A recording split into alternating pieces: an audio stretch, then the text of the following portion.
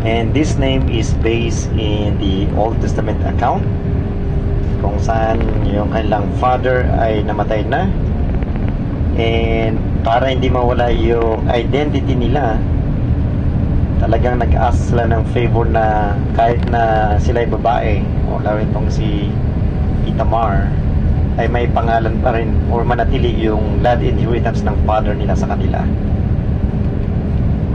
Valley ang Tirsa Valley, ito yung pinagugutan ni King Solomon ng kagandahan ng kanyang iniirog na babae sa Shulam.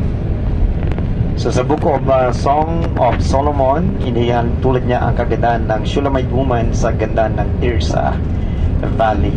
So napakaganda ng valley na ito, lalo na kapag winter time. So mamaya pagkakit natin doon sa Mount Moriah, kung saan nagpakita ang Diyos kay Abraham, matatanong ninyo ang Valley of Tirsa.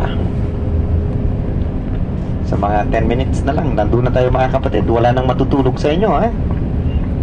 Sa bandang likod, hip hip! Oo! Sa bandang harap, hip hip! Parang gutom pa yung mga nandito.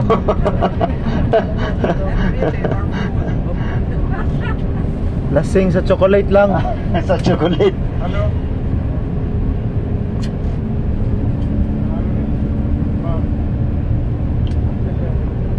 Okay, malapit na tayo. So dito sa Tirsa, for few years naging capital ito ng ng Northern Kingdom. Pero kalaunan talaga napunta rin doon sa Samaria, mga around 30 minutes away from here.